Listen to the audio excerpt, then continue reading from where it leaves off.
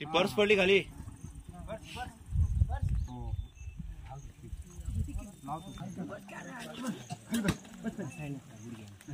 याच्यामध्ये कंट्रोल करते.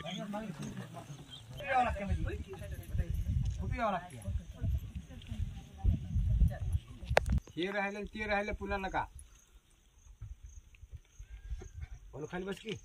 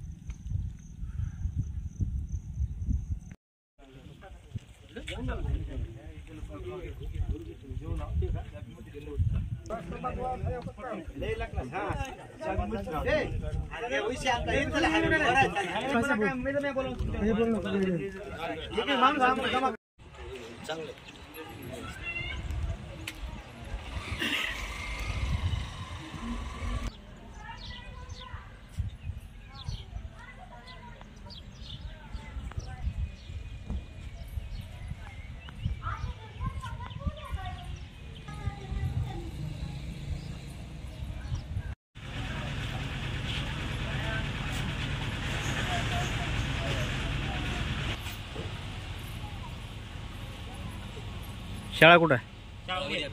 बांधकाम तेवढं येऊन ये.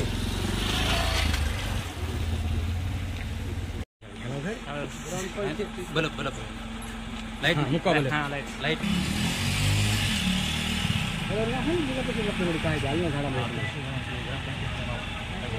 मी पुंडलिक देवराव केंद्रे वागदरवाडी या गावचा रहिवासी असून माझ्या गावातले आर्मीमध्ये पोलीस शिक्षक या कर्मचारी 200 ते 250 आहेत महाराज. गडचिरोली सारख्या पाकिस्तानच्या बॉर्डरला आमचे लेकर आहेत आणि त्या ठिकाणून आमच्या लेकरांना आमच्या मायबापाची व्यवस्था होत नाही आणि तिथून माळाकुळून यायला आम्हाला साधा रस्ता नाही. ज्या शासनाने रस्ता दिला होता त्या शासनाने त्या माणसाने काही त्या रोडचे पैसे उकळून खाले पण रोड दिला नाही. काय करावं? माझी विनंती एक आहे आमदार साहेबाला, खासदार साहेबाला आणि आमच्या ग्रामविकास साहेबाला, या सर्वांना विनंती आहे की माझे मुलं माझ्या सैनिकाला घरी पाठवून द्या. आमच्या मायबापाची सेवा करायला कोणी नाही. नसेल तर आमचा रोड ताबडतोब चांगल्या प्रकारे करून द्या. अरे आम्हाला माय ना बाप, तुम्ही नुसते उगा या देशाचे पोशिंदे पोशिंदे पोशिंदे पोशिंदे काय करा. मोदी साहेब तुम्हाला विनंती आहे, अमित साहेब तुम्हाला विनंती आहे, फडणवीस साहेब तुम्हाला विनंती आहे, जर आमची व्यवस्था करायची नसेल तर आमचे लेकर आमच्या घरला पाठवून द्या, नाही तर आमचा रोड आणि आमचा सुविधा चांगल्या प्रकारे करा. आदर्श गाव आमचा असून जर तुम्ही हे व्यवस्था करत नाही आणि तुमच्या डोळ्यानं तुमच्या सैनिकाचे तुम्ही हाल पाहत असतात आणि कुठलाही त्याला चौकशी करायला उपोषणाला बसणाऱ्या माणसाला आम्ही तुमचं काम करू, त्यांची चौकशी करू. सर्व घरपटलेले आहेत, कोणी चौकशी करत नाही, काही नाही. आमची दखल घ्या.